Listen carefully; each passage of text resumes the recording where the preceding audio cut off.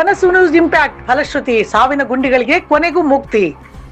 ಅಧಿಕಾರಿಗಳಿಂದ ರಸ್ತೆ ಗುಂಡಿ ಮುಚ್ಚುವ ಕಾರ್ಯ ಬಸವರಾಜ್ ಮ್ಯಾಗಲ್ಮನಿ ಹೋರಾಟಕ್ಕೆ ಫಲ.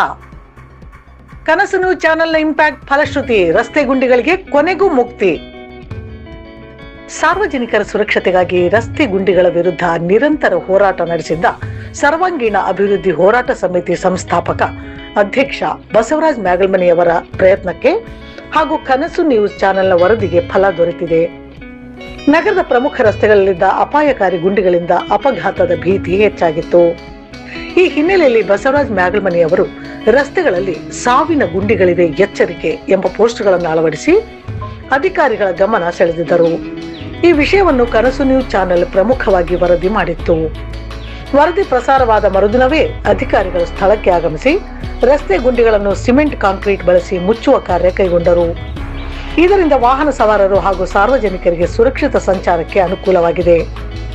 ಈ ಬೆಳವಣಿಗೆಯನ್ನು ಸ್ವಾಗತಿಸಿದ ಬಸವರಾಜ್ ಮ್ಯಾಗಲ್ಮನಿ ಅವರು ಸಾರ್ವಜನಿಕರ ಸಮಸ್ಯೆಗೆ ತ್ವರಿತವಾಗಿ ಸ್ಪಂದಿಸಿ ರಸ್ತೆ ದುರಸ್ತಿ ಮಾಡಿದ ಅಧಿಕಾರಿಗಳಿಗೆ ಕೃತಜ್ಞತೆ ಸಲ್ಲಿಸಿದರು.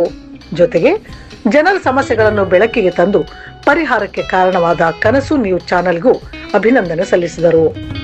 ಕನಸು ನ್ಯೂಸ್ ಇಂಪ್ಯಾಕ್ಟ್ ಫಲಶ್ರುತಿ ಸಾವಿನ ಗುಂಡಿಗಳಿಗೆ ಕೊನೆಗೂ ಮುಕ್ತಿ.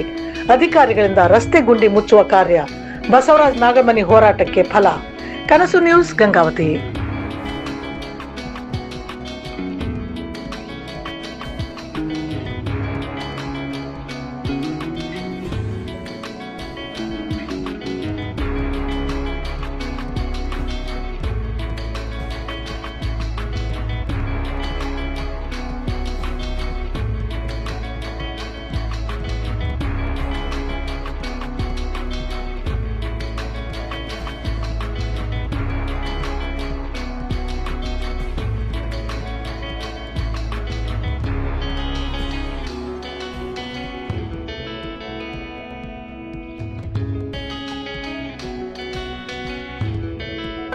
ಗಂಗಾವತಿ ನಗರದ ರಸ್ತೆಗಳು ತಗ್ಗುಗಂಡಿಗಳಿಂದ ಕೂಡಿದ್ದಕ್ಕಾಗಿ ಸರ್ವಾಂಗೀಣ ಅಭಿವೃದ್ಧಿ ಹೋರಾಟ ಸಮಿತಿಯ ಪದಾಧಿಕಾರಿಗಳು ಹೋರಾಟ ಮಾಡಿದ್ರಿಂದ ಏನು ಮಾನ್ಯ ದಿನವೇ ಮಾನ್ಯ ಪೌರಾಯುಕ್ತ ಆರ್ ವಿರೂಪಾಕ್ಷಮೂರ್ತಿ ಅವರು ಈ ಒಂದು ರಸ್ತೆಗಳಿಗೆ ಒಂದು ಸಿಮೆಂಟ್ ರಸ್ತೆಯನ್ನು ಮಾಡಿ ಉತ್ತಮ ಕಾರ್ಯ ಮಾಡಿದ್ದಾರೆ.